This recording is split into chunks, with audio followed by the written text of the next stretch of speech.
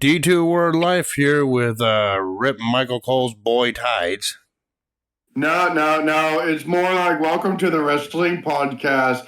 D2 Boogeyman's biggest fanboy with Michael Cole as his butt buddy.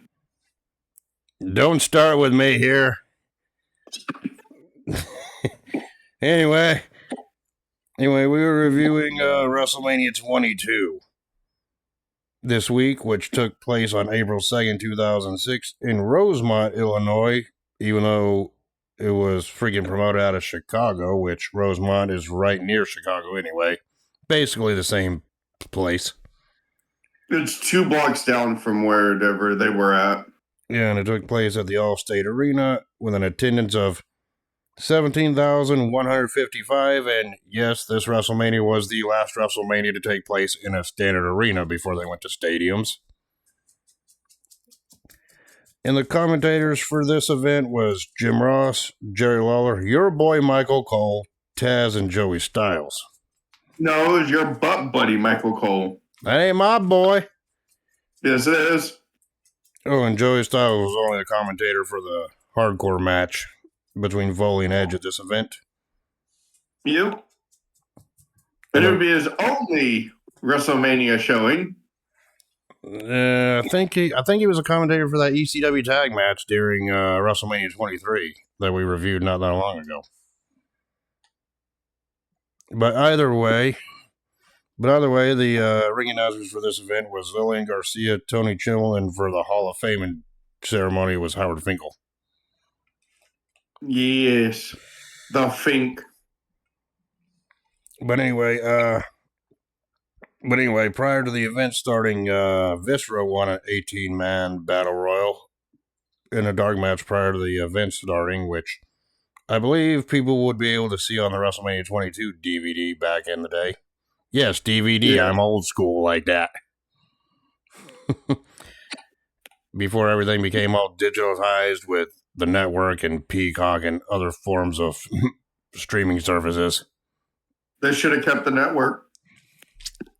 Yeah, I don't think the network's a thing anymore. I think everything's just gone to Netflix and Peacock these days. Yep, and then it's eventually just going to Netflix. Honestly, I think that's how it's going to be in the long run as well. Anyway, the show opened with Michelle Williams from Destiny's Child singing America the Beautiful. And then we cut to the opening package promoting WrestleMania and some of the matches on the card. You know, the standard WrestleMania opening that they do every year. Yep. And from there, after the opening pyro and you know, the commentator team welcoming everyone to WrestleMania here, we jump into the first match, which switched for the World Tag Team titles here. And it was the champions Kane and Big Show defending against Carlito and Chris Masters. Oh, you mean the squash match? So yeah, it was basically freaking two behemoths taking on the Masters of Cool. Hard to believe that Carlito's still wrestling today, even because, you know, he was around back then too. Yeah. And we know Carlito these days is your favorite member of the Judgment Day. No, we all know that your favorite people are the bum-ass Judgment Day, your favorite group. Also the Boo Day. No. They're both yours. Nope. As a matter of fact, didn't you say you wanted the New Day to win at WrestleMania in that tag match? Nope. If they even have a WrestleMania match, I'm not totally sure, but I know the two Judgment Day members, Finn Balor and Dominic Mysterio, do in that IC title match. Yes, it's Finn Balor versus Trash Can versus Penta versus Scott Steiner 2.0. It's funny how you said Trash Can, and I know exactly who you're talking about. But anyway, onto this World Tag Team title match here. It's like early on in the match, freaking Kane performed an impressive dropkick to Masters near the start of the match, which for someone his size, Kane's size, didn't really do all that often. Yeah. Of course, Big Show got tagged in shortly after that, delivering huge chops to Master's chest. More like huge slaps, really. How would you? It wasn't even fucking chops. All you could hear, it was just fucking giant ass slaps because he's just like, shh. Slap. How would you It was like? literally all that. It wasn't even a fucking chop. It was just a fucking frying pan on your chest. I mean, how would you like to get slapped by Big Show's oven mitts? They're not oven, they're frying pans. Exactly. How would you like to take a slap to the chest from Big Show or Paul White, whatever you want to call it? I know, I wouldn't either. I took a slap from Big Show, it'd feel like my goddamn chest would be caving in. And of course, Carlito got the tag in, I think, but Big Show overpowered him, lifted him up by the arm, and friggin' crushed him on the ropes, on the top rope. Well, Carlito tried to use the freaking Roman knuckle lock to try to lift him. He's just like, Seriously? Big Show looking at him like, really? He's like, really? Big Show just like, fucking barely puts any pressure on his hand. Fucking Carlitos just lifts his ass. And then crotches him on the top rope. So in a sense, Big Show was a dick to Carlito's Cools there with that move. Yes. Yeah, and then shortly after that, friggin' Masters and Carlito were on the outside of the ring when Kane decided to perform his flying clothesline to the outside of Masters and Carlito, taking them both out in the process. Right? Which, flying clothesline from Kane, that's one of his signature moves, but it always looked impressive for someone his size to perform all the time. Right? Yeah. And of course, Carlito and Masters got the advantage over Big Show briefly when Big Show was charging in the corner and they tripped Big Show up. When they tripped the Big Show up, making his head get ran to the exposed turnbuckle. Right? Yep. That Carlito friggin' took the turnbuckle hat off earlier in the match at the start. Yep. But but then shortly after that, when the heels or Carlito and Masters were in control, they tried to do a suplex on the Big Show, but Big Show freaking easily suplexed both of them at Carlito and Masters at the same time. Yeah. And I'm just like, okay, if two of them can't even freaking suplex Big Show, then they got no chance in this match. Right? There was no way in hell they were going to fucking suplex Big Show. 450 plus pounds. Yeah, and then Kane got the tag in. Fucking people that are only 230, I think they were like 230 and 250, and they still couldn't lift his ass. I'm like, there's no way in hell you're gonna fucking lift the Big Show. And of course, shortly after that, Kane got the tag in, and at one point he nailed a freaking massive sidewalk slam onto Carlito, knocking him down too. Yeah, but then friggin' Masters came in, applied the Master Locker full Nelson to Kane, which the Big Show broke up. Right? With a kick to freaking Masters' dome. Right? Yep. And of course, Carlito went on offense, actually nailed the backstabber onto Kane near the end of the matchup, but that wasn't it. That wasn't enough to put Kane down. Right? Nope. So when Carlito was going for a double team move, when Carlito and Masters were going for a double team move near the end of the matchup, friggin' Masters jumped off the top rope, accidentally nailed Carlito because Kane moved Carlito in the way or something while Masters was in mid-flight. And then Masters got kicked out, big boot, out goes Masters, and then freaking Kane then nailed a choke slam on Carlito for the 3 count. So Kane and Big Show's retain the tag team championships here. Your thoughts on this opening contest? Kane and Big Show were just playing with them. Basically for most of the match. Yes. And yet, this would be the last time that Kane and Big Show retain the championships here, because they would drop them the next night on Raw to the Spirit Squad in a 5-on-1 situation. I remember that. Yep, because of a message, the see no evil message shit. Yeah, but for an opening match, yeah, the heels got dominated. Freaking Big Show and Kane retained the titles here. I thought it was an alright opener. It's not the best WrestleMania opener I've ever seen, but it ain't the worst. And, you know, it got the crowd into the wondering, okay, excited for the rest of the show. So there you go. All right. Yep. So, yeah, your thoughts on this one? Yeah.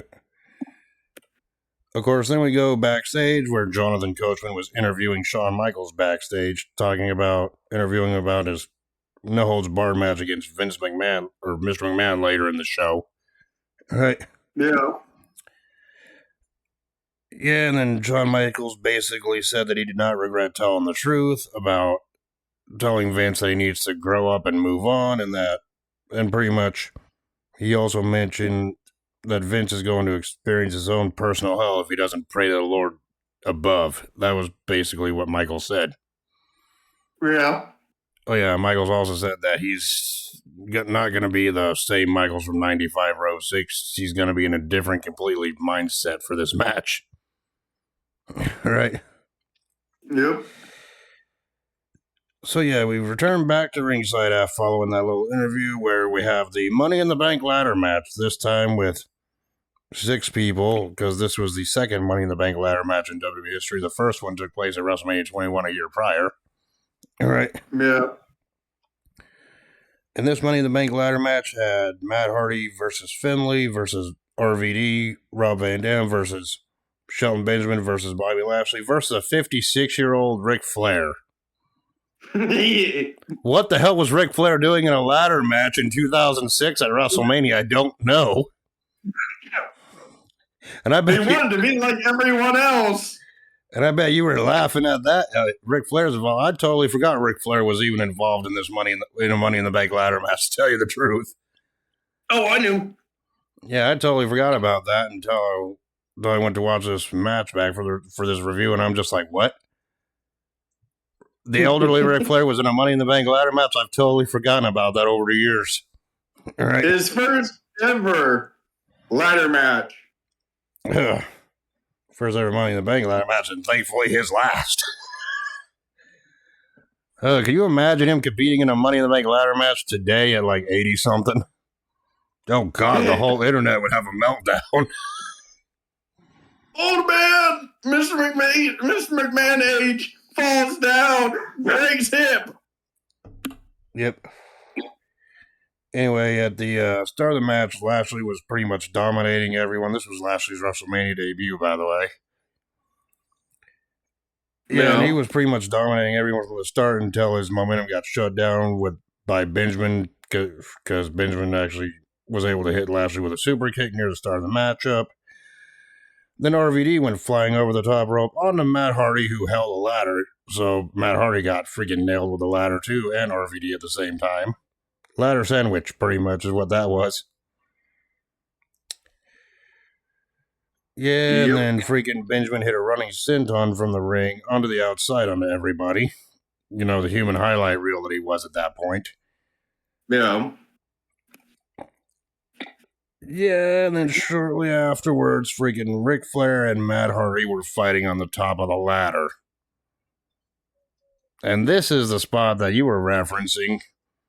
Matt Hardy actually freaking gave Ric Flair a freaking suplex from the top of the ladder, which took Ric Flair out of the match temporarily. Yes. And everyone was chanting, holy shit. What were you thinking when you seen that spot back? I'm like, goddamn, elder abuse. And I'm like, Ric Flair at 56 or 57 years old taking a suplex off of a freaking ladder? I'm just like, okay, that would take any normal person out. I couldn't imagine taking something like that at my age, let alone in my 50s. Would you? Oh, we can do that at any time I have a ladder. You're crazy. Let's not. Because unlike you, I actually like my back the way it is right now. We'll put it for the title. Screw you. I'm not doing it. But yeah, so you forfeit. I win my title now. Whatever, you wish. But anyway, shortly after Flair was taken out, freaking I believe it was Shelton Benjamin who was laid out on a ladder, on top of a ladder in the ring when Van Dam was going for the Rolling Thunder, but Benjamin got out of the way and Van Dam ate nothing but ladder. So I'm like, well, there goes his back. It's made out of jelly now. Yep. Yeah, and then freaking shortly afterwards, Lashley was on top of the ladder along with Benjamin. Benjamin freaking jumped over the ladder, over freaking Lashley in the powerbomb position, but Lashley held on, and it took Benjamin and two other opponents to freaking powerbomb Lashley off that ladder. Right? Yeah. Which I'm like, damn, that proves that Lashley is an extremely strong son of a bitch. Right? Yeah. Yeah, and then freaking yeah, but then Finley came, but then a little later on in the corner, Finley had that ladder, and he used the ladder and just chucked it at Matt Hardy, taking him out for a bit. Yep. So Finley was the only one in the ring at this point, so Finley was about to climb the ladder until Ric Flair stumbled his way back out to the ring, out in the match, right? Yep. And everyone was shocked about that one, right? And even Jim Ross said, this shows you how badly Ric Flair wants to try to become a 17-time world champion. I'm like, Flair, you're nuts. Right? So yeah, Flair took out Finley with chops and pretty much was going ape. But then Flair attempted to climb the ladder to try to get the briefcase, only for Finley to get back in and actually nail Flair in the face with a shillelagh, taking Flair out of the equation for good this time. Right? Yeah.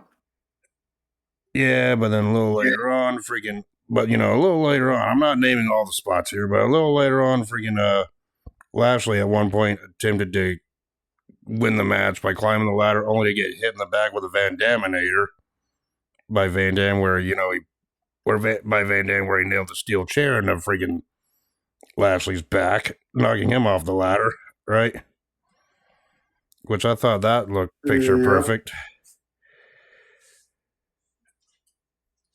Yeah, and then shortly after that, Matt Hardy was on top of a ladder, and he actually nailed a leg drop onto Lashley from the top of the ladder, right? Yeah. Which that looked insane enough. Of course, both Hardy boys are known for extreme moments like that. Yep. And then while all this was happening, Finley somehow was down and out, so Van Dam decided to freaking hit a splash on Finley from the top of a ladder, leading to the fans chanting ECW. If you noticed, right? Yep. And of course, Van Dam was on the ladder at one point, and then Benjamin jumped in like freaking Spider-Man out of nowhere. Spooderman, remember that character from Fortnite that freaking randomly decided to get in your car? Yes. So yeah, Benjamin was acting like Spooderman. Was in a little fight with Van Dam on top of the ladder until Matt Hardy freaking came in with another ladder next to him, trying to get the briefcase from both of them, which led to Benjamin deciding, I'm going to go from the ladder the RVD's on because I knocked him down by smashing his face to the ladder, to go over the ladder where Matt Hardy is and try to do the same thing and knock him out, only for Van Dam to freaking regain his focus here, to regain consciousness back, and freaking dang push the ladder that Hardy and Benjamin were on, causing him to eat shit out onto the floor. Yep. And then after that, Van Dam actually retrieved the briefcase to win the match. So, your thoughts on this one? Yeah, it was good. Man, that was intense. Not the most, I mean, to me, it's not the most hard-hitting, like, insane spot freaking Money in the Bank ladder match I've seen, but it ranks up there. It still deserves its comeuppance. Especially with the Ric Flair being freaking goddamn suplexed off the ladder spot. Right? Needed more violence. Yeah. Of course, this would lead to Van Dam cashing in his Money in the Bank briefcase at the ECW One Night Stand pay-per-view against John Cena. But we'll review that event when we get there, right? Yep. So yeah, backstage, Josh Matthews tried to have an interview with Mean Gene Okerlund, only to get interrupted by Randy Orton, right? Yeah. Yeah, and Orton said at this point that he'll win the world championship in the night in the in the triple threat match night, pretty much calling what was it? Angle of Paper champion and Rey Mysterio cherry case only for Batista to interrupt him. Right? Because you gotta realize at this point Batista was on the injured list, right? Recovering from an injury. And Batista said pretty much like to Randy's like, big match, big moment, big match, whatever. He goes, to remind you, and then Batista pretty much said that it doesn't matter who wins. Everyone's just holding the world championship till I come back.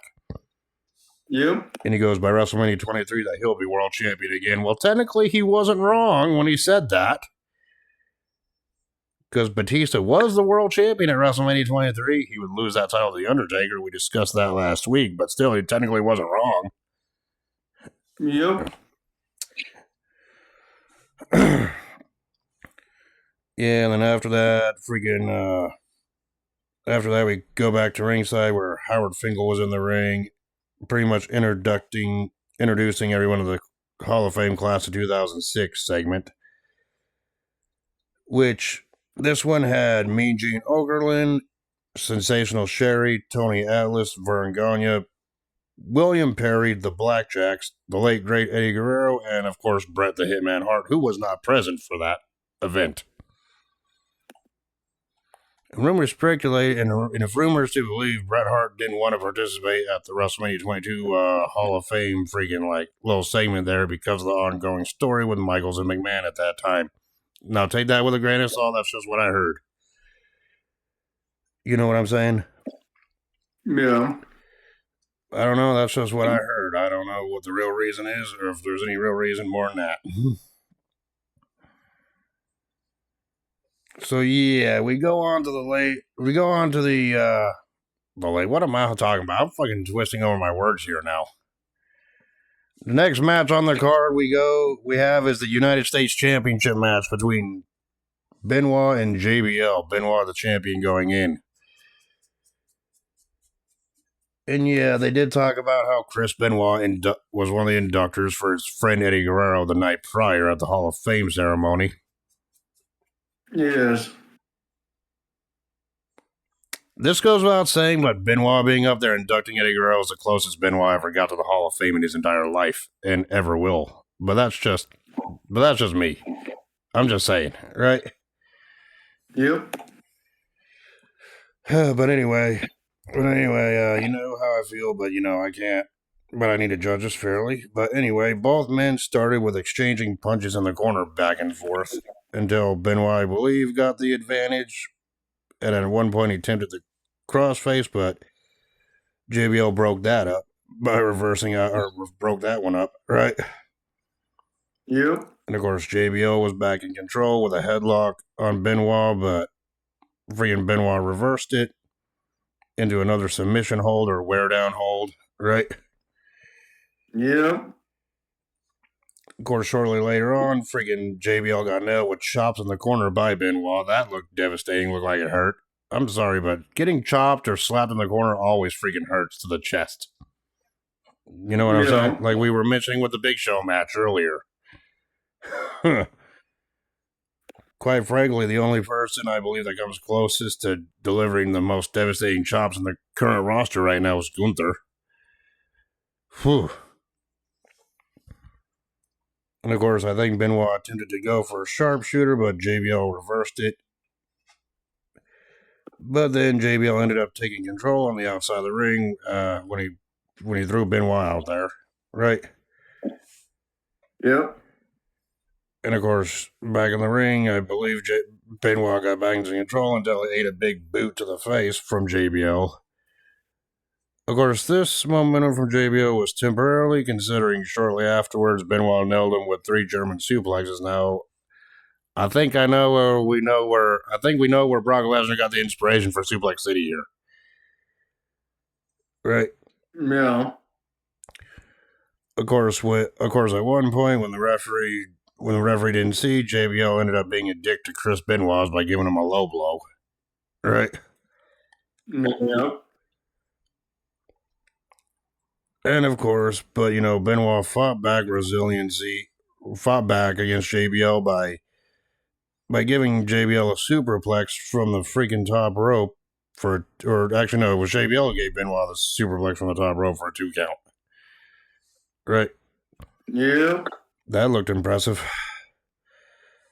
And of course, at this point, JBL was mocking freaking Eddie Guerrero here with the taunts and he was going for, I believe, the Three Amigos, which Benoit reversed, but JBL reversed the momentum with a big boot again to the face of Benoit here. And of course, JBL freaking slowed the momentum down with a rear chin lock. Fuck yeah. Now we're talking. Right? Yep. I literally put in my notes, rear chin lock by JBL. Fuck yeah. That's it. Seriously, I'm going to write that down every time I see it, right? Uh-huh. Of course, Benoit eventually got out of that chin lock and freaking nailed a back suplex onto JBL along with 3 suplexes following it, which Benoit was doing the Three Amigos when he hit those 3 suplexes anyway. Right? Yeah. And with JBL down, we near the end with Benoit nailing a flying headbutt to JBL for a 2 count. Right? Yeah. And at this point, this could have gone either way at this point. And at one point, JBL tried to get the momentum back and actually tried to nail a clothesline from hell, but Benoit blocked it into the crossface submission hold. And right when it looked like JBL was going to tap out, he actually reversed the crossface into a roll-up pinning predicament, and JBL got the 3 count while he was using the ropes for leverage. Yep. So with that screwy finish, JBL won the United States Championship here. Your thoughts on that one? Yeah, he cheated.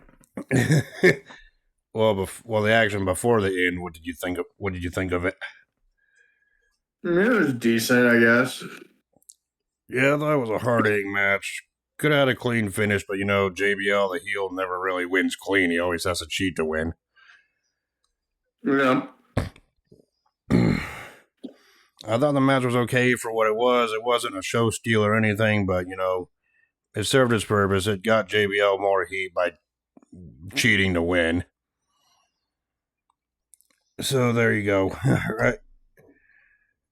Yeah. And of course, JBL wasn't the United States champion for long. I think he would only hold that championship for like maybe 2 months, maybe 3 months at most before he would drop it to Finlay or Lashley before he temporarily retired and became a commentator for the better course of over a year at that point. Yeah. Hence why JBL was one of the commentators for WrestleMania 23 a year later. Right? Yep. So yeah, next on the card following that match, we go to arguably one of the best matches of this particular WrestleMania. And of course, it was a match that a lot of people felt put Edge on the map as a true main event talent here, and that was the hardcore match he had with Mick Foley. Yep. And the story going into this one, like Edge did cash in his Money in the Bank contract. Yes, freaking Edge would lose it 3 weeks later to John Cena at the 2006 Royal Rumble, which we reviewed, by the way. But then apparently, I think it was like either the next night on Raw or 2 weeks after the Rumble, Edge did get a rematch with Cena for the title, but Edge lost the match, and Mick Foley was the referee for that match. So Edge pretty much took all of his anger out on Mick Foley, challenging him to a match, but at WrestleMania, but freaking Foley refused and pretty much said that, nope, he wants this to be a hardcore match instead. Right? Yep. And it all became Edge saying, I accept because you never had that WrestleMania moment that you crave. And honestly, I think a hardcore match between these two would have been better than a regular one-on-one match, obviously. Right? Yeah.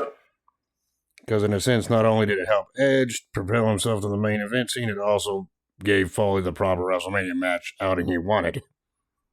And we're about to talk about that right now. The Edge, Edge made his entrance. He had that baseball bat in his hand, right? He had Lita at his side at this point, otherwise known as the Hoe, like you like to call her. Yes. And of course, Mick Foley came out. He wasn't wearing his typical red and black freaking flannel shirt. He was wearing a black and out gray one to start with. And this match started off, and freaking Mick Foley and Edge, they just started battling right off the bat, punches, strikes. But Edge got the upper hand, and Lita was throwing in weapons into the ring, and one of them was a cookie sheet, which Edge bashed Foley in the head with 3 times near the start, including drop kicking the cookie sheet into Foley's face in the corner, which at this time Foley was up to something. And then we thought the match was going to be over early because Edge actually nailed a spear to Foley, but then Edge was the one acting like he was hurt instead of Foley here.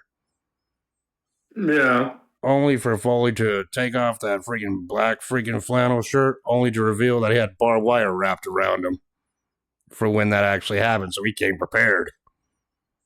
Yep. Kind of similar to that WCW segment when freaking Goldberg speared Bret Hart, only for Bret Hart to reveal he was wearing a freaking metal shield on his chest and stomach during that one episode of Nitro in '99 or whenever it was. It was pretty much the same concept, but with barbed wire instead. Right? Well, he also whipped him with it. Yes. Yeah, because Foley cut that barbed wire off. Got that barbed wire that was wrapped around him, freaking got loosened up, and he started proceeding to whip Edge with it. And at this point, Edge was bleeding from the arm, right? Yes. If you noticed. Yeah, and then freaking... He was bleeding from the head and arm. Yes, and at one point, shortly after that, freaking Foley got Edge tied up into the ropes. So Foley decided, I'm going to go out and pull some out from the steel steps right here, and he revealed it to be a barbed wire bat. Right? Yep. So, and Barbie's at WrestleMania, yes.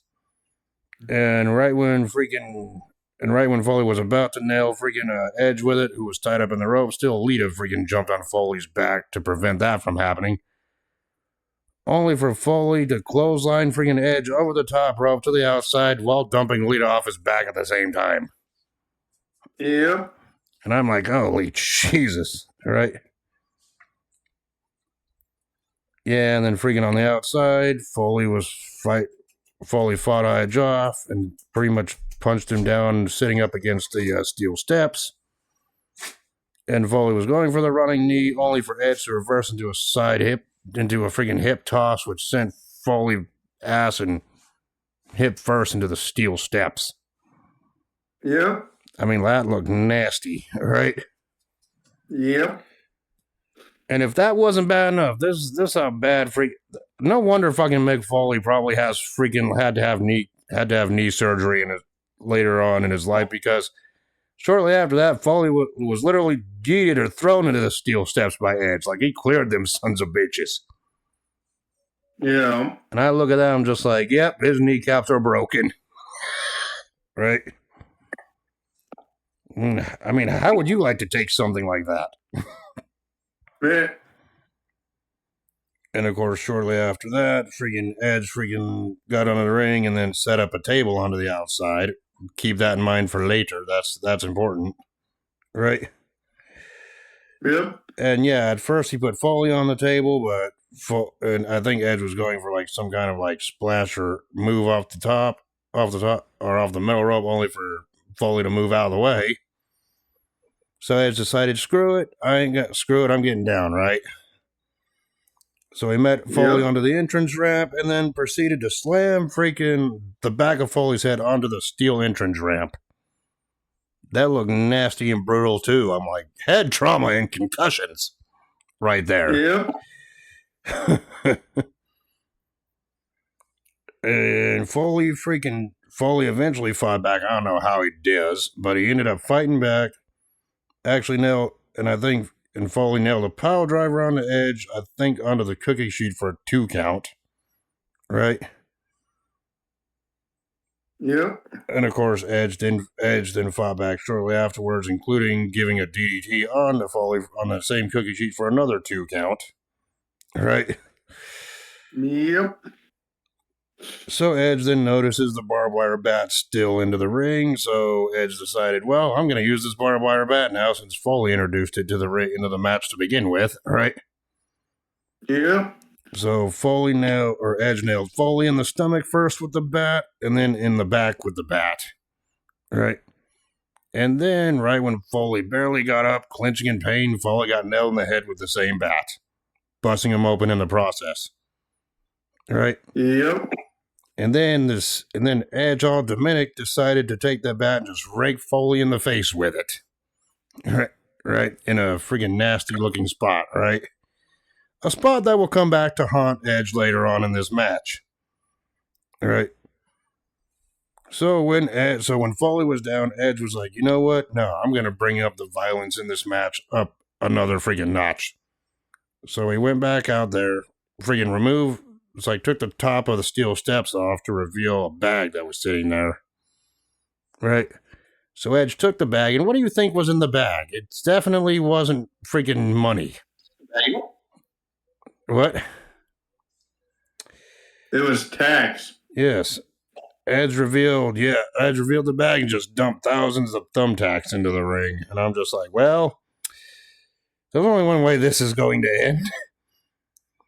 And at first we thought it was going to be Mick Foley going through it. At first we thought it was going to be Mick Foley going into the thumbtacks, but Foley reversed whatever freaking body slam or slam the Edge had in mind, only for Foley to slam Edge into the thumbtacks. Yep. And you could look on Edge's face, he was grimacing in pain at that point. I'm like, I feel sorry for him. And apparently that spot that Edge going into the thumbtacks revealed years later, Edge actually wanted to do that. He actually revealed that it was his idea to take the thumbtacks because Foley was originally going to do it, but he goes, no, we've seen you go on the thumbtacks many times before. I actually want to take that bump. Right? And I'm just like, oh, shit. Right? Yep. Oh, yeah. And, at this point, freaking Foley was in control. And so Foley reached into his pants and took out Mr. Socko. And you think he was going to go for a mandible claw, but you know what's more dangerous than Mr. Socko mandible claw? A Mr. Socko mandible claw wrapped in barbed wire. That's exactly what Edge got. Yeah. And then Fleeta tried to interfere, and she got it too. Yep. And you could tell that barbed wire busted. Flaming Mr. Socko. Yeah. And you could tell freaking some of that barbed wire got Lita too because her lip was busted open after that spot, right? Yep. Yeah, and then Foley was just like, Foley then took the barbed wire bat and thought to himself, I guess it's time to get even now. So he nailed freaking Edge in the stomach and the back with the barbed wire bat. And then and just like what happened to Foley earlier in the match, freaking Foley took the barbed wire bat and nailed Edge in the face with it, busting him open as well. Right? Yep. And then just like what Edge did earlier up in the ropes, freaking Mick Foley freaking took the bat and raked Edge in the face with it, and you could hear the scream that Edge was freaking writhing in pain. Like, holy shit, it looks like something you'd see out of a horror movie. Am I right? Yep. So yeah, with that spot, now with both men being even with the barbed wire bat, Foley turned his attention to the table that was set up on the outside. And Foley thought to himself, I could just easily go out here and either slam Edge to the table, suplex to the table, whatever. But he goes, no, this is a hardcore match. This is my WrestleMania, my match. So you know what I'm going to do? I'm going to put lighter fluid on this table and set it ablaze. Right? Flaming table. But while Mick Foley was freaking dousing the table in lighter fluid, Lita ended up being a dick to Mick Foley's by hitting that barbed wire bat into Foley's crotch, low blowing him in the process. So Lita then took that friggin' dang lighter fluid and doused that table more with lighter fluid. And then Lita was the one who set the table ablaze, lighting on fire. And then, shortly after that, Edge ended up spearing Foley through the flaming table. At this point, both of them were down, both of them were hurting, both of them were bloody, both of them were burnt. And then Edge just happened to crawl through the cover to pin Foley for a 3 count to end this freaking massacre. And even though Edge was a freaking heel in this one, everyone was applauding that effort, right? I mean, and even when Edge was winning no back, he looked like, you could tell he was twitching. He was freaking fucked up. He knew he was in a war. Barely survived it too. And to me, that's what made Edge the big main eventer that he would become later on. That was the start of it. So, your thoughts on this hardcore match? It was good. It was freaking hard hitting and violent, right? Yep. And you know, that's about, and to me, so far, that was the match of the night of this card so far at this point. But I think there's one other match that we haven't talked about yet that could possibly rival it for violence. Maybe. Depending on how you look at it. But we'll get to that match when we get to that match. All right? Yep. So yeah, but anyway, I thought it was a great match. Probably one of the best hardcore matches I've seen. I would probably, when it comes to hardcore no DQ brawls, I'd probably list the Edge Foley one probably as like my top, as one of my top 5 that I've seen. Right? Yeah. So yeah, after that, calling it a match is doing a disservice. After that freaking war, I should say. Right? Yep. Oh yeah, and after the match, Mick Foley got a standing ovation when he was on his way to the back. But, you know, after that war, we go backstage, where we saw Booker T and Charmel running into the freaks of the WWE at that time. We all certainly know you loved it when freaking Snitsky was licking Mae Young's foot. No. Or the Jack Sparrow wannabe, what was his name, Paul Virgil? Yeah. And, you know, the Eugene character, that's taboo even today, right? But either way, this all led to Booker T and Charmel running into Goldust, who was dressed as Oprah for some reason. And we all know the history between Goldust and Booker T, right? Oprah Dust. Yes. And pretty much Goldust said that told Booker T that the only way that you can beat the boogeyman is to take those worms. Take them and put them. And then freaking, he whispered something to Booker T, which, according to fan lore here and reports, Goldust said that Booker T should take the freaking worms and stick them up his ass. No. And then Booker just immediately shouted, "Tell me you didn't just say that. You're some kind of a freak. You didn't just say that. We're getting out of here." Right? Yeah. Right. And then the segment ended off with Snitsky laughing, saying, "That wasn't my fault." Yeah.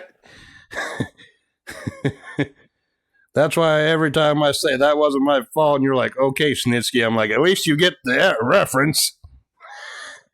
Right? Yep. Anyway, but in the crowd, we see Todd Grisham interview the Snickers sweepstakes winners. I really don't care much for that. It was just, you know, 2 fans who won a contest.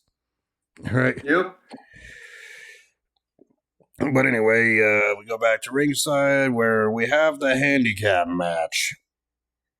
Oh boy. It was Booker T and Charmel taking on the Boogeyman. Yep. This one, I believe, was your favorite match of WrestleMania 22, by the way. Yeah.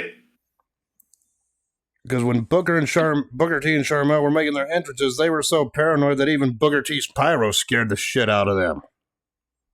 Right? Yeah. Oh yeah, and the backstory about this one is that Booker T was supposed to fight Boogeyman one-on-one several times, but kept faking injuries. But now they got suckered into this. Right? Yeah. And then, that's it. I'm freaking done. Do I really seriously have to review this freaking shit? Freaking goddamn Booker deserved better at this event.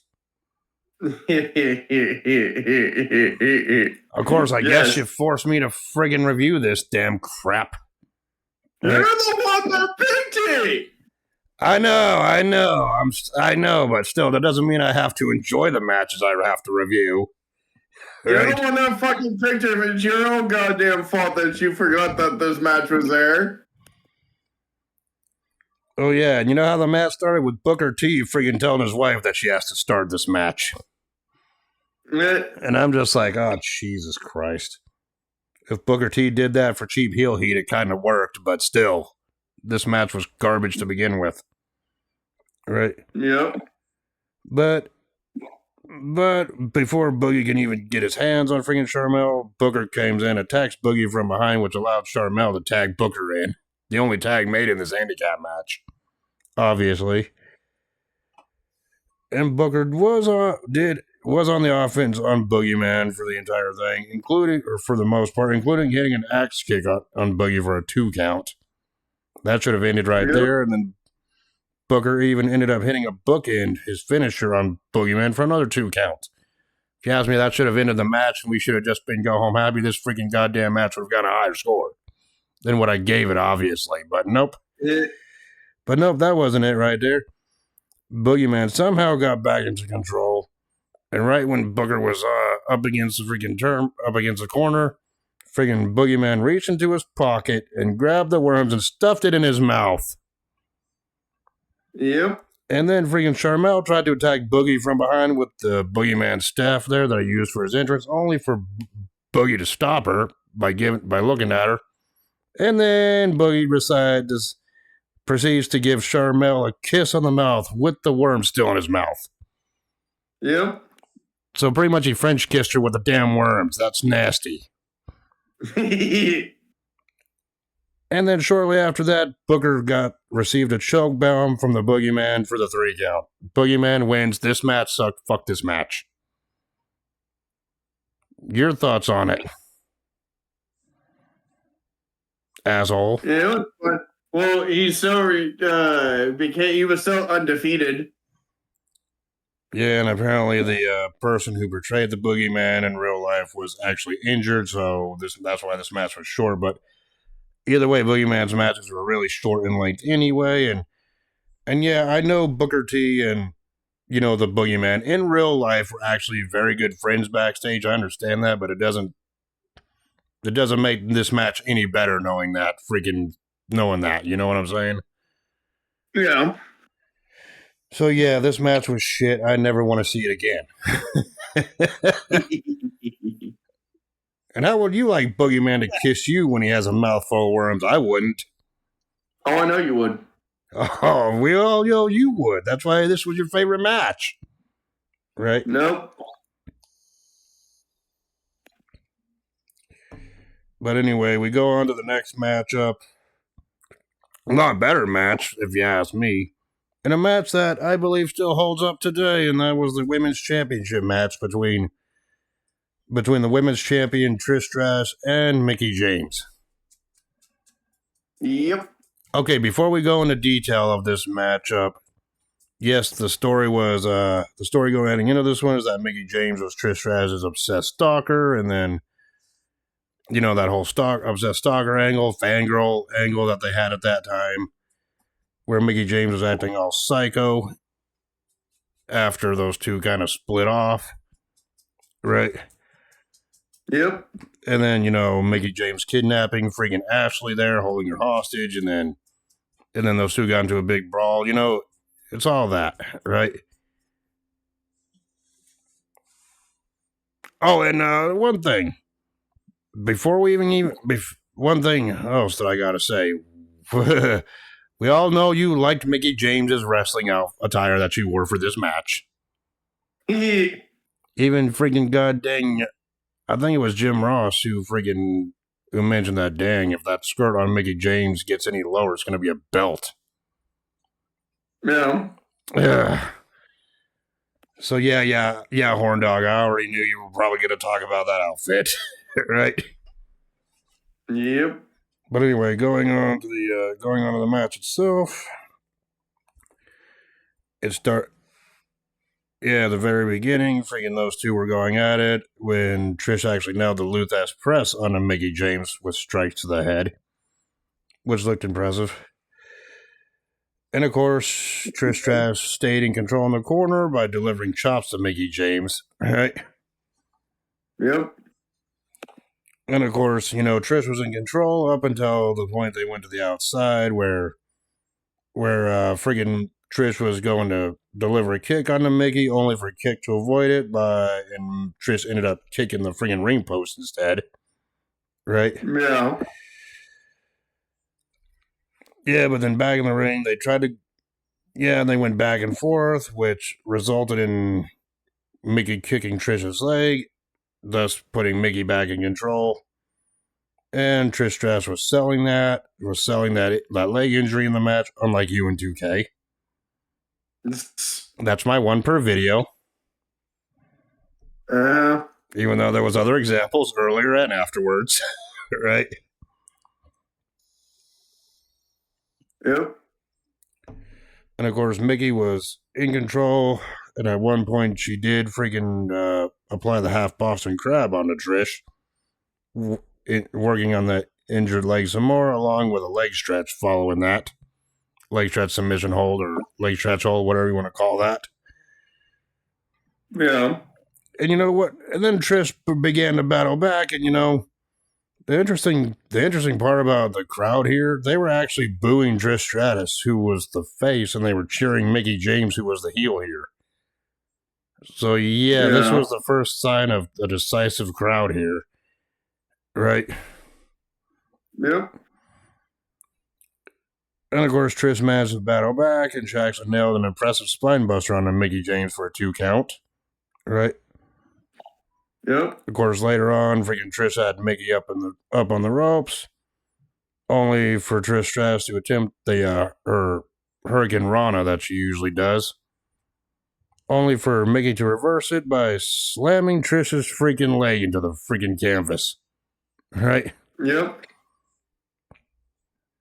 And of course, despite her leg getting injured more, Trish Stratus did fight back and managed to hit a running power bomb on Mickey James for another 2 count. Right? And here's a little later on, here's like near the finish of the matchup. Trish Stratus was actually going for the Stratusfaction until Mickey James reversed it, but not in the traditional reversal move that you would normally think of. I don't know how to word this, so I'm just going to pretty much call it like I see it here. Mickey James reversed the Stratusfaction by friggin' grabbing Trish's vagina. She was going for that low blow, and yeah. Yeah. And of course, in doing so, friggin' Trish let go of the start of the move, let Mickey go completely, which led to Mickey James doing the V-leg hand gesture before getting struck in the face. Right? Yep. And in doing so, after the match, if rumors to believe, Vince McMahon snapped at Mickey James backstage, telling her, well, now that has to be edited out of all the DVD and network releases. Right? Yep. And of course, after the knockout blow, Mickey James fought back and ended up friggin' trying to go for a Stratusfaction, which was botched, which that was edited out. So Mickey James just ended it with a Mick kick for the 3 count. And Mickey James won the women's championship. Your thoughts on this one? It was funny as hell. Honestly, I think this was the best women's matchup that they had in a long ass time at that point, which is why freaking in the years following that, every time Trish and Mickey got in the ring together, and the rare times they did, everyone remembered this match for that reason. Yeah. Right? Yeah, and the crowd went nuts and crazy for Mickey James winning here. And this would be Mickey James's first women's championship reign out of many. Yeah. So yeah, I thought the match was good. Is it great by today's standards? Maybe, maybe not. Just depends on how you view it. But, women's wrestling back then was really freaking lacking, and this match actually helped. Yep. With, hey, the women can wrestle too if you give them a chance, right? Yep. Anyway, shortly after the women's championship match, we go backstage where we witness an awkward McMahon family prayer. Yeah, then McMahon and during that whole thing, McMahon just bragged about himself and his accomplishments and pretty much said that Shawn Michaels is going to the fiery depths of hell. Yes, and he said, hallelujah. And I'm just like, oh, Jesus Christ. No pun intended. Right? Yep. Yeah. Yeah, and it's amazing that when Vince McMahon not to get super religious here, but it's pretty bad when Vince McMahon started off this awkward prayer by saying, "Dear God, you hate me, I hate you, and you hate me." I'm surprised he wasn't struck by lightning. Yep. For that one. But anyway, enough about that. Enough about that taboo subject, right? Yep. Up next, we go to a match which, The Undertaker has had started getting a reputation at this time for having, good WrestleMania matches. This one, I'm sorry, but this one was not one of them. And yeah, I'm talking about the next match we're about to talk about, and that's the casket match between Mark Henry and The Undertaker. All right. Yeah. Of course, it was cool seeing the Druids bring the casket to ringside. All right. And after Henry and The Undertaker both made their entrances, and this was before Mark Henry had his freaking, his well-known theme song they had. No, this was the one he had prior to that. Right? Yep. Mark Henry was on offense early, dominated with clotheslines and a big leg drop or body drop over the rope onto Taker. Right? On the outside, Henry managed to ram Taker into the steel steps. But The Undertaker later on tried to battle back with an old school, only for Henry to reverse that. Pretty much they were telling the story about how Mark Henry's this big, unstoppable monster, and no matter what offense The Undertaker was going to do, he can't be knocked off his feet easily. Right? Yep. Of course, Taker did manage to fight back on Henry here, trying to wear him down, which led to a big boot and an old school from Taker this time. And the whole time, freaking both of them were fighting over the casket, saying, open the lid, right? Yeah. And of course, at one point, Henry and Taker both were in the casket just throwing punches at each other whilst both of them were standing in the casket. Right? Yeah. Which eventually, back in the ring, led to freaking Henry delivering the world's strongest slam to Taker, which Henry freaking was like, okay, open the lid.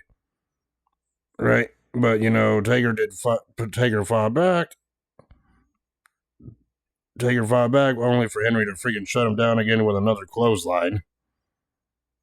Right?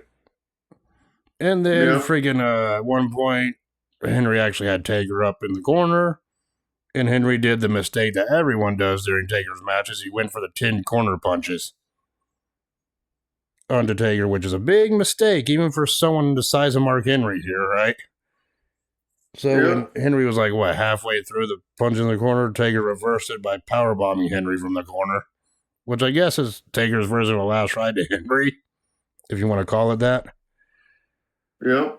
Of course, a little later on, Henry was on the outside of the ring, so Taker decides, well, I'm going to dive over the top rope and over the casket onto Mark Henry. Right? Yep. So that's what Taker did. It was an awesome spot, probably the only great awesome spot of this matchup. Right, if I'm being honest here. Well, there's a one-sided domination through Mark Henry, and then Undertaker finally got to some advantage. Yeah, and then back in the ring, following that spot, Undertaker was able to deliver the tombstone onto Henry, and then Taker ended up putting Henry into the casket and shutting the lid. Yep. So therefore, The Undertaker won this match and went 14-0. Not the best. Your thoughts on this one? It's not the best Undertaker match, in my opinion, at WrestleMania. It was still good. I mean, it was decent. It told the story, but it wasn't, great. I mean, it wasn't, Giant Gonzalez level bad, but it wasn't, it wasn't, Shawn Michaels great either. Yeah. It was like, average. It was like in between. Oh yeah, did you know at this WrestleMania we were originally supposed to get Taker versus Angle for the World Championship until plans got changed when they had Mysterio and Orton face Angle instead.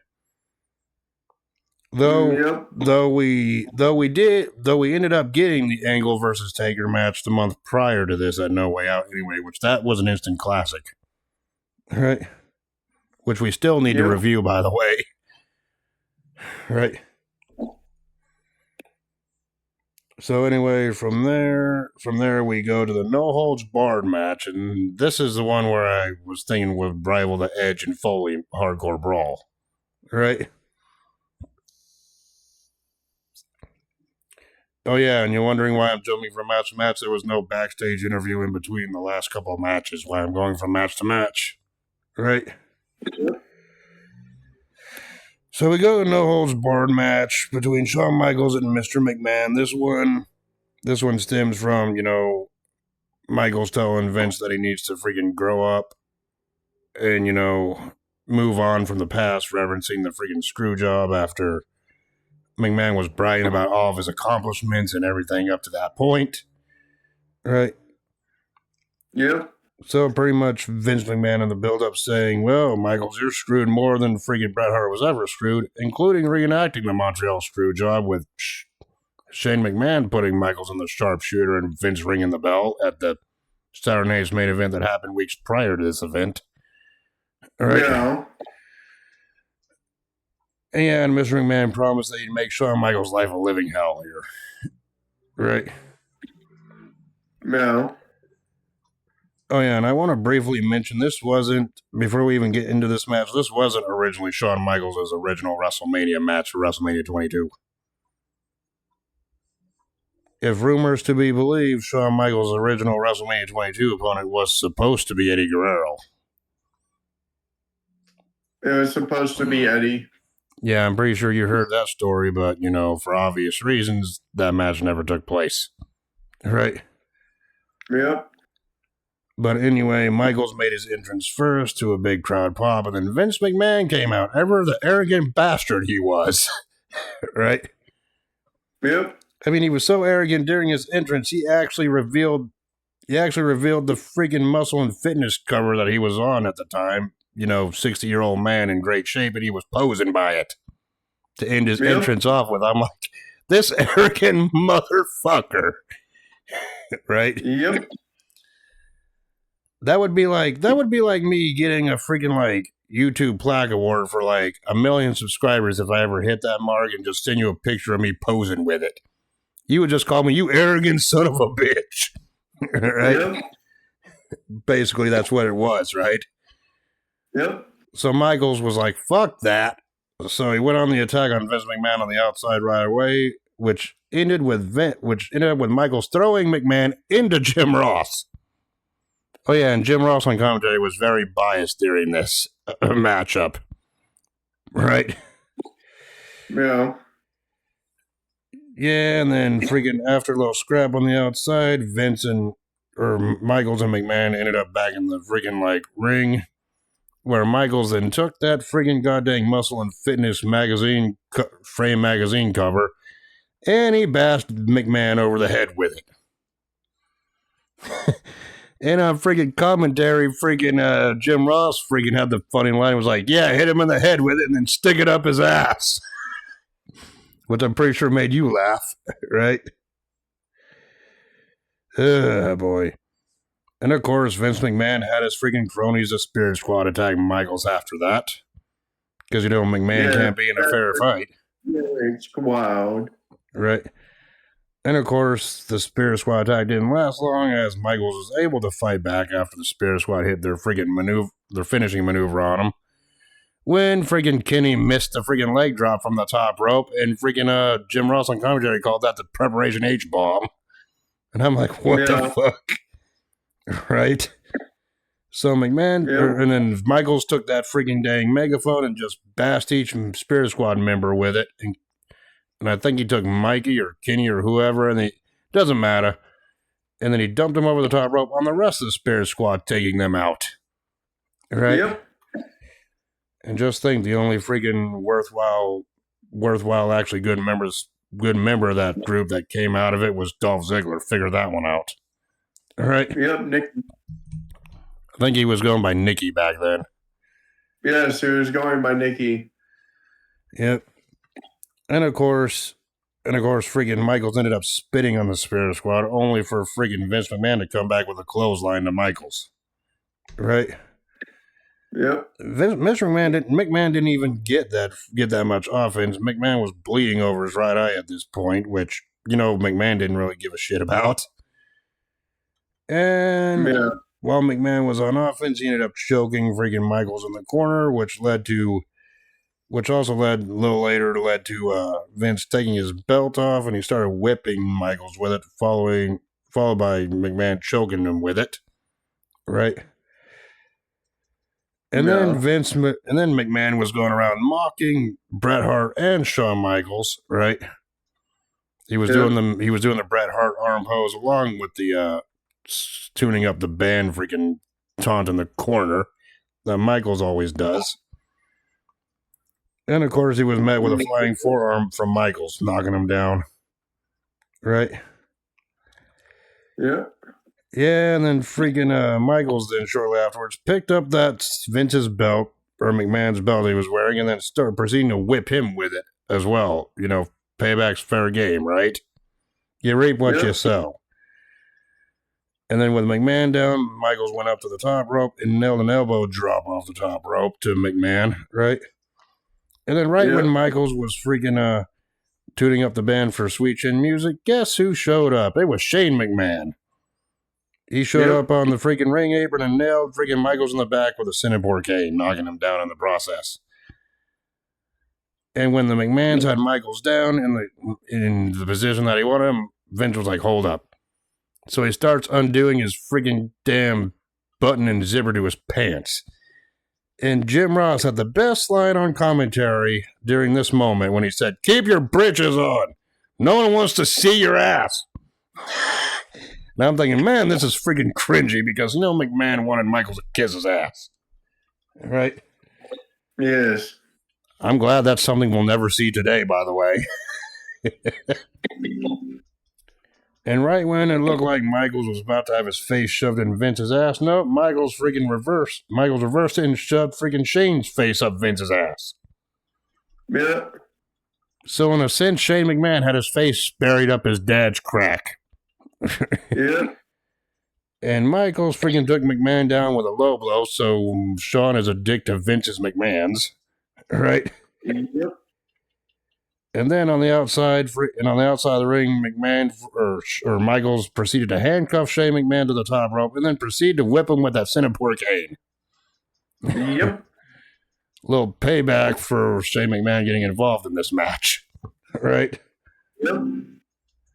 And then we see something that I'm glad we don't see today because it looked devastating and nasty. Shawn Michaels took a steel chair and he bashed it onto Vince's head, and it sounded like a gun going off. Yeah. I mean, you heard how loud that shit was, right? Yep.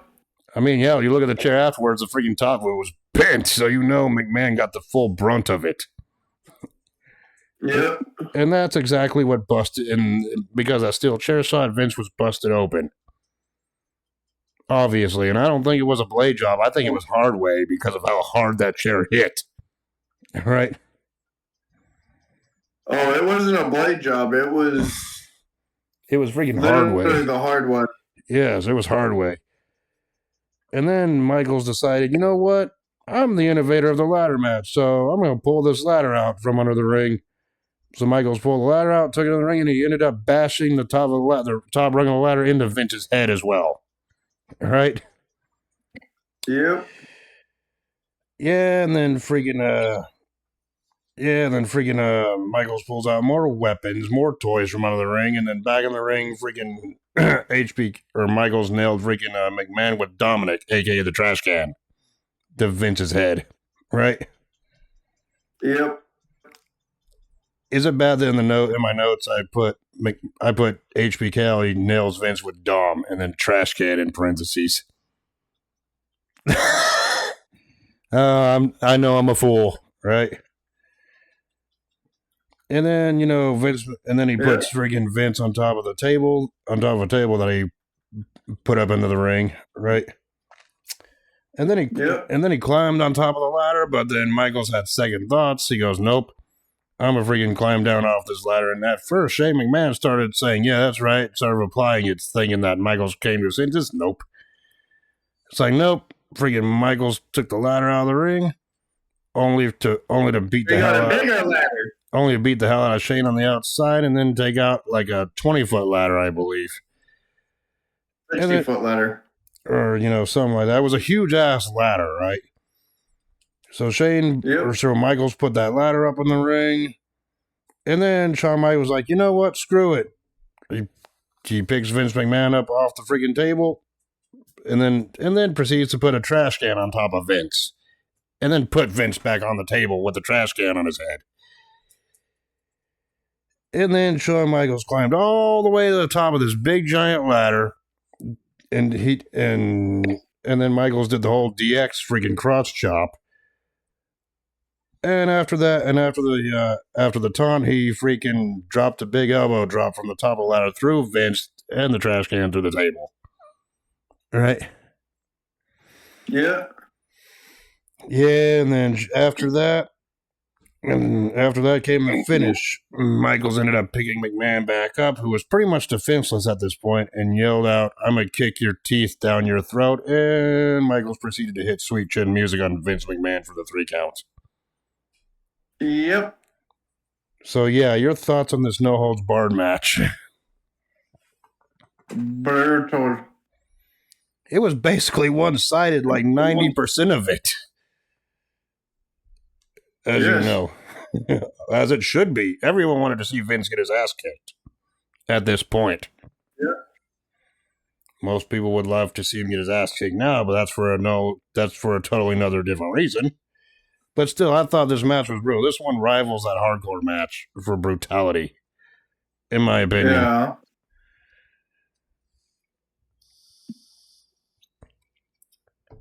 So, yeah, I thought this was well done. Where did this lead? Well, it led to an uncomfortable match taking place at the following month's Backlash pay-per-view, which we will review when we get to Backlash 06.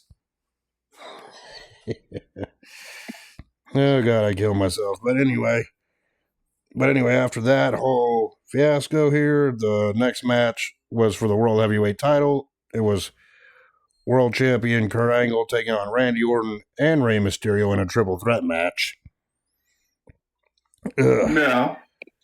And it was kind of awesome seeing POD play freaking Rey Mysterio's theme song for his entrance live, right? Yep. So, yeah, and this one was a fast pace. This one was a short triple threat match as of the time. And it was short, and boy, they pack a lot of stuff in the short, a lot of time they had here. Am I right? Yep. And it all started with, before the bell could even ring, freaking Orton took the world championship from the referee and he nailed Angle in the head with it to start off this match. And of course, Angle came back and nailed a double German suplex onto Orton and Mysterio, right? Which, yeah. I thought that looked like a freaking great spot, right? Yep. Yeah, and then Orton nailed freaking Angle with a neck breaker. This was freaking fast-paced action, so I tried my best jotting all this down. Because it seemed like when I was done writing one thing, another good spot happened that I had to talk about. And in the process, Rey Mysterio was, I think, inadvertently a dick to Randy's Orton, because Orton, I think, got crossed on the freaking, top rope or something by Rey. Right? Yeah. Yeah, well, but either way, a little later on, and I mean literally little later on, freaking Mysterio nailed the Hurricane Rana on Orton, right? Yep. Which then Angle met Ray with a clothesline, putting him down.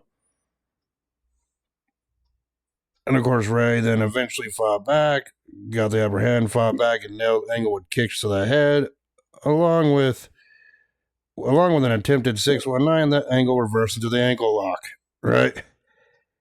Yep.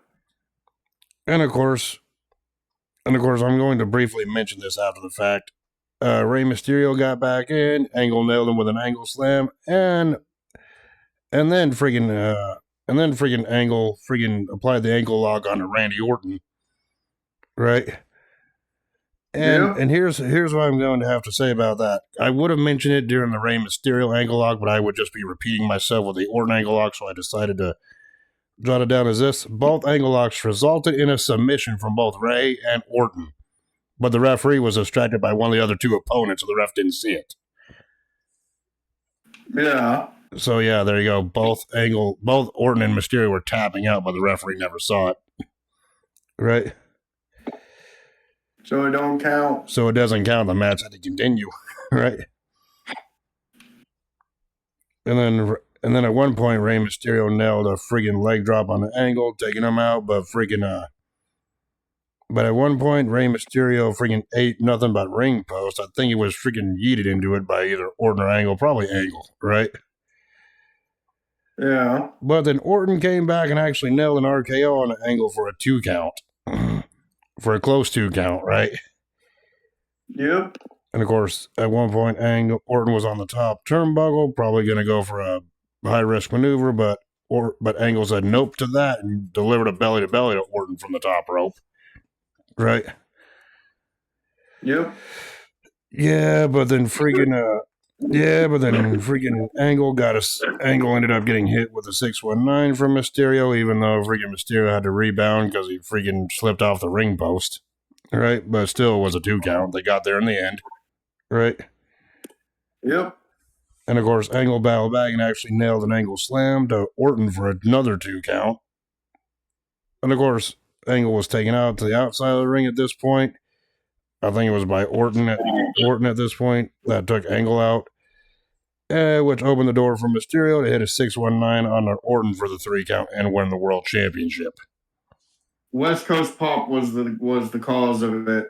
West Coast Pop took Angle out, yeah. Right? No, the West Coast Pop was the one that took Orton down.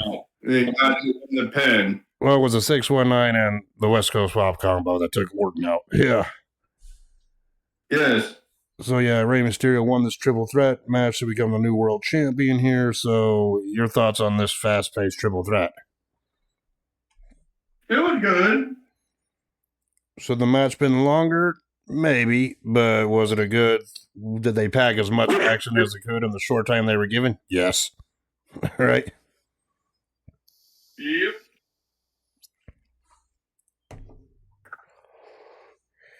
So anyway, following Rey Mysterio's emotional win, which he celebrated with Chavo and Vicky Guerrero after the match was over, but we go backstage, we see John Cena and Triple H getting ready for their main event match, right? And it was at this point... dressed up in their personas. Yeah, and it was at this point the fans started chanting the Cena sucks chant, which I believe this was the first time we heard that. And knowing how the crowd reacted during the Mickey James Trish Stratus match, that really wasn't shocking. And it would be a chant that would follow Cena for the rest of his career. And boy, the Cena sucks chants, ain't that really familiar right now? In the current day. Right? Yeah.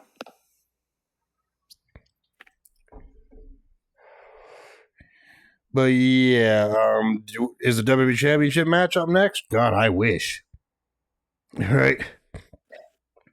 But no, we have to suffer through another crappy match, and this one was pretty much the one aimed for the Horn Dogs. It was that Playboy pillow fighting match.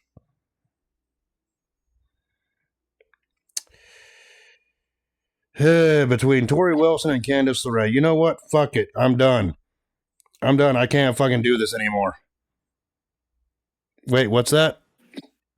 What's that? My wrestling podcast freaking contract says I have to stay and review this piece of shit?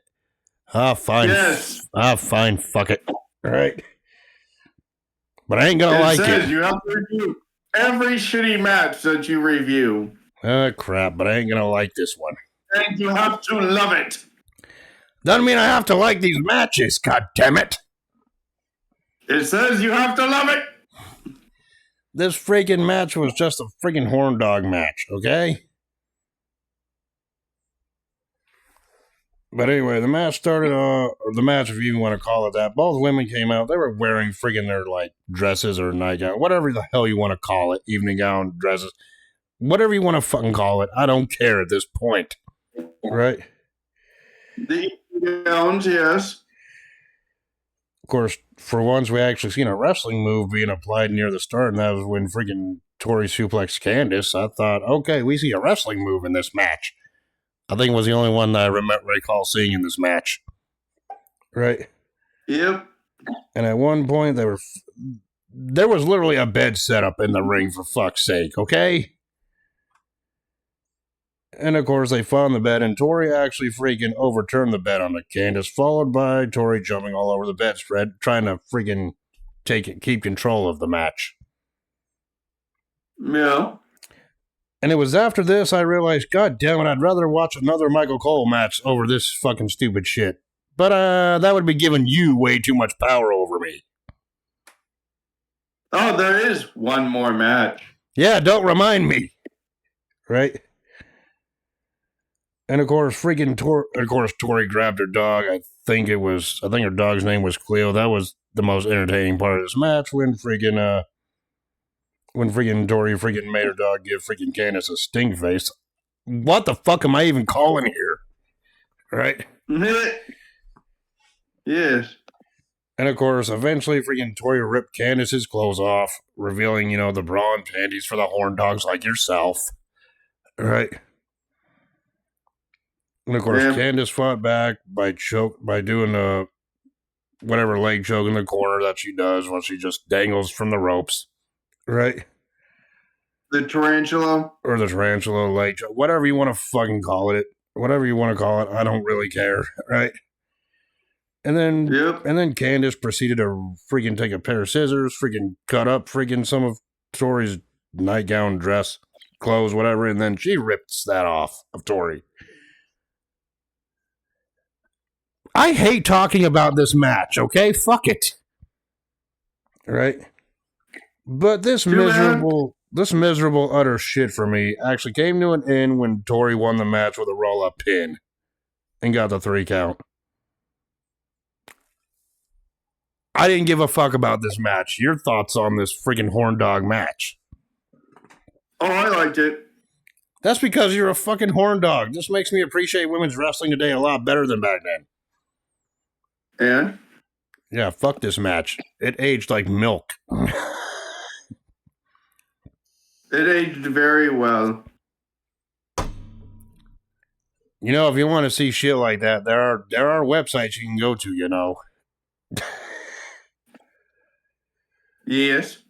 But anyway, enough about that shit. Let's talk about a match that's not shit, and that's the main event coming up right now. And that's the WWE Championship match between the champion Triple H, or the champion Cena, and the challenger Triple H. Triple H won a number 1 contenders tournament to earn this opportunity on the weeks and months prior to WrestleMania. What? Yeah, he won. Yeah, more like backstage politics his way into this main event, but whatever, I don't care. Right? Yeah. The record book says he won a tournament, so he won the tournament, which they actually did on Raw at that point, like about a month or 2 prior. Right? Setting up this whole rivalry, and Triple H was taking Cena for granted, saying this would be the easiest match he had, which never underestimate John Cena, right? Yes. But anyway, we'll get into that. We'll get into that near the end here. Triple H did his Conan the Barbarian inspired entrance, which this event I remember during Triple H's entrance was the debut of the King of Kings theme song, which he would later use as the leader of the Authority years later. Which is a good song, by the way. So after Triple H made his freaking entrance, which saw obviously the King of Kings theme song debut along with the game theme song playing, we're treated to a Great Depression of 1930s freaking inspired 1930s video, which led to John Cena's gangster entrance. Yes, with a certain controversial superstar. Yes, one of the people hanging off of the gangster car during Cena's entrance for this one was CM Punk. This would be the closest that CM Punk would ever got to a WrestleMania main event until WrestleMania 41 Night 1 coming up in a few weeks. Just stating for the record there, right? Yes. Yep. And of course, after both men freaking made their entrances, freaking Triple H started off things with a side headlock. It was very slow to start this thing off with little rest holds like that. And of course, and the two would back off into the corner, looking at each other like, yeah, squaring up to each other. Okay, I got you. Right? And that's when the crowd started chanting the Let's Go Cena, Cena sucks chants. I think this is the first time we actually heard that here, too. Because I don't remember too many people booing Cena during the Royal Rumble 06 match he had with Edge. No, they were booing Edge. Yeah, they were just straight up booing Edge at that event. Right? I think this was the start of the crowd going decisive against Cena, and that would be, something that followed his career where half the crowd liked him, half the crowd hated him at this point, right? Yes. This was pretty much the start of it, right? Of course, early on, Cena did actually go for an FU attempt, but Triple H reversed that by getting off of Cena's shoulders and delivering a devastating right hand to Cena, knocking him down. And then Cena got dumped on the outside by Triple H, right? And then Triple H took control on the outside, but Cena came back with right hands, resulting in a back body drop to Triple H, right? Yep. And Cena actually nailed and then later on, Cena actually nailed a fisherman suplex for a 2 count, right? Perfectly executed. And then Cena decided, well, let's do another rest hold, and he picked the best one of them all, a John Cena chinlock. Fuck yeah. I mean, hell, with how strong Cena is, Triple H's chin could have fallen off at any minute. Yeah. And of course, eventually Triple H fought his way out of it, only for Cena to whip him into the top rope, which Triple H took his signature corner bump from there over the top rope onto the outside. Right? Yep. Yeah, and then on the outside, freaking Triple H got the advantage over Cena on the outside, and it looked like freaking Triple H was. I think Triple H was going for a pedigree on the outside, but Cena ended up reversing it into a back body drop onto the ramp, onto the steel ramp out there, right? Of course, back in the ring, Triple H took control with a high knee and following with some mounted punches and a choke onto Cena, right? Of course, back on the outside again, Cena got rammed into the steel steps by Triple H as well. Triple H was in control at this point, right? Yeah. Back in the ring, Triple H nailed a suplex on Cena, followed by a freaking knee drop for a 2 count, right? Yep. Yeah, and then Triple H nailed a face buster, followed by a clothesline for another 2 count, right? And Triple H then tried pinning Cena shortly afterwards after a swinging neck breaker for another 2 count. Like, there was a bunch of 2 counts, near falls in here, off of moves that would not end a match, right? Yeah. So Triple H decided to slow down Cena's momentum that he was trying to build back up with a sleeper hold, right? Of course, Cena was eventually able to take control shortly afterwards with a massive clothesline that took both of them down, right? Yeah. And of course, shortly afterwards, both got up and delivered left and rights to each other until Cena freaking took advantage with a power slam on the freaking Triple H. Right? And, and this was when freaking Cena decided, you know what? I'm going to go for a 5-knuckle shuffle. So Cena was like, "You can't see me," only for Triple H to get up and reverse into a spine buster. So proof Triple H can see Cena. Along with The Undertaker. Those are the only two in WWE who can actually see John Cena. That's it. Which, if you ask me, Triple H being able to see Cena, that's kind of weird because Triple H has no friggin' supernatural power. I guess that's just one of his abilities. Probably. And you know I'm being sarcastic, right? Yeah. And of course, Cena then managed to battle back with shoulder blocks to Triple H shortly afterwards.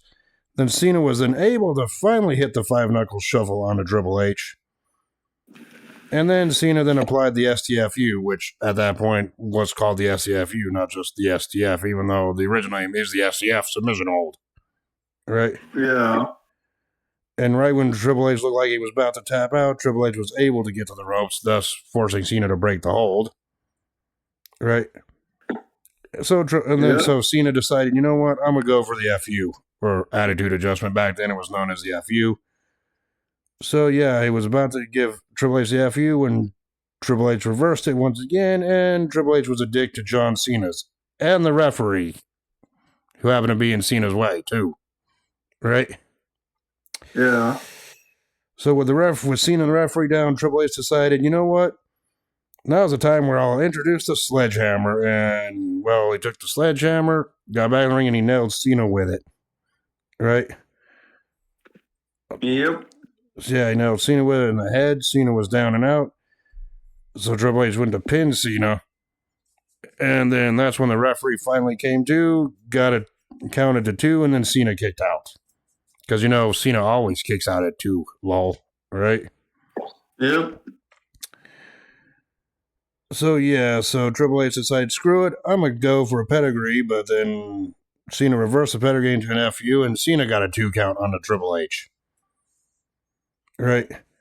Of course, yep. Triple H, in one last bit of strength, tried to fight back by trying to hit Cena again with the pedigree, only for Cena to reverse it into the STFU, which Triple H was locked in for like a good minute before eventually he tapped out.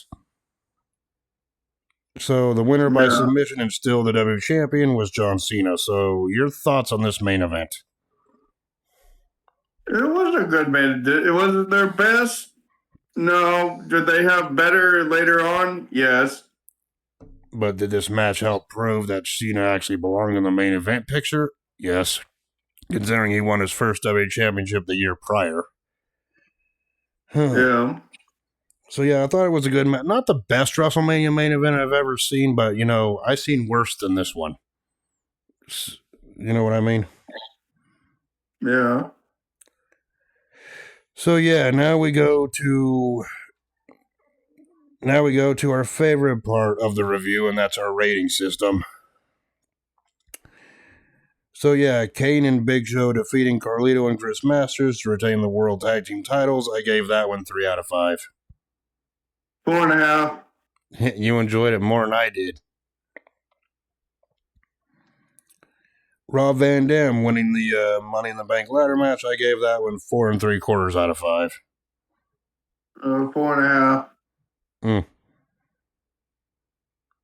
So yeah, JBL defeating Chris Benoit to win the United States Championship. That ending kind of hurt it, so I gave it 3.5 out of 5. 4. You enjoyed it slightly more than I did. Edge defeating Mick Foley in that hardcore match. I gave that one easy 5 out of 5. What'd you say? 5.5 out of 5.5. 5.5. 5.5 out of 5.5. You gave it slightly higher than me. The Boogeyman defeating Booker T and Sharmell in that handicap match. Obviously, for me, 0 out of 5. 5 out of 5. That's because you want to see the whole world burn with these crappy matches on these reviews, I swear. Even though I picked it. Even though I picked this event. Yes. Mickie James defeating Trish Stratus to win the Women's Championship. I gave that one 4.5 out of 5. 5 out of 5. Man, you're giving out 5 out of 5s like they're gifts on the Oprah Winfrey show. Undertaker defeating Mark Henry in that casket match to go 14-0 at WrestleMania. I gave that one 3 out of 5. 4.5. Man, enjoying it slightly more than I did for all these dang matches, apparently. Shawn Michaels defeating Mr. McMahon in that no-holds-barred match. I gave that one easily 5 out of 5. 6.5 out of 5. Breaking the scale again, are we? Rey Mysterio defeating Randy Orton and Kurt Angle in that triple threat match to win the World Heavyweight Championship. I gave that one 4 out of 5. 4.5. Yeah, fair enough. That Tori Wilson defeating Candice Michelle in that Playboy pillow fight crappy match. I gave that one 0 out of 5. 4 out of 5. Again, you want to see the world burn with crap matches? There you go. And of course, the main event with John Cena defeating Triple H to retain the WWE Championship. I gave that one 4.5 out of 5. 10 out of 10. Okay. Now, with that being said, my final grade for WrestleMania 22 is a solid B. A. Okay, so yeah, that's our thoughts and our review of WrestleMania 22. So, judging by your evil laugh and knowing that this is the last week until WrestleMania 41, oh God, what are you going to make us review next week, right before the biggest show of the year?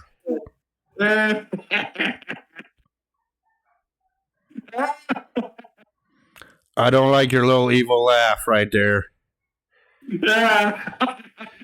I'm kind of scared now.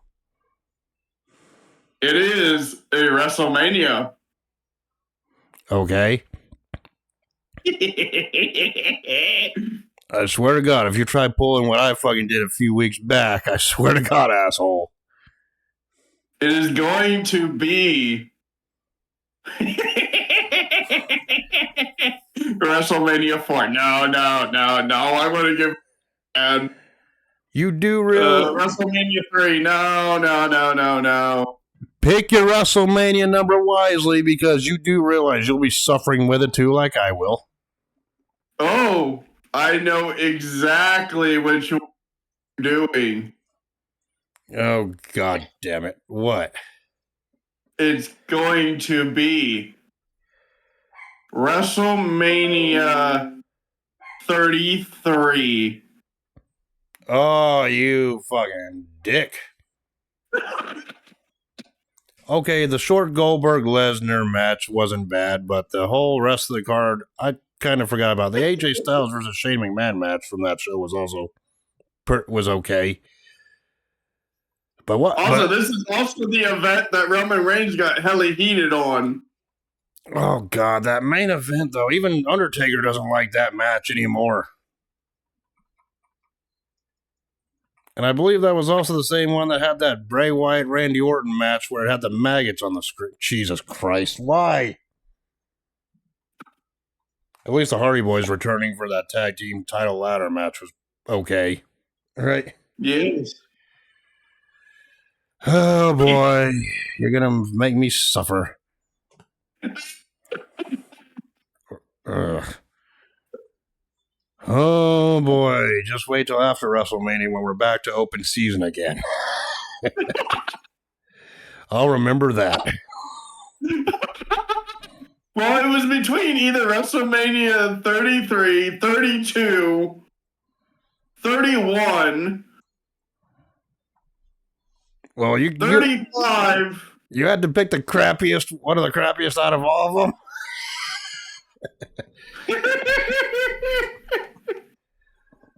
But anyway, freaking hell, pray for me next week. Anyway, okay, yeah, next week we'll be reviewing WrestleMania 33. God, Lord help me. Well, what else are we seeing next week, buddy? Oh yeah, following WrestleMania 33, we will be reviewing WrestleMania 41's night 1 and night 2. Yes, but what are we seeing next week? Oh yeah, and we also got to make a brief mention of this. Come Monday, there will be no video uploaded to the channel. I know that's disappointing for some of you out there listening, but for good reason. We are going to the Go Home show. Yes, me and Riptidz will be at Monday Night Raw in person in Sacramento for the Go Home Raw before WrestleMania 41. Exactly. So yeah, if you see us there, say hey, whatever, but but if not, it's all cool, but at least we'll be over there for that show that night.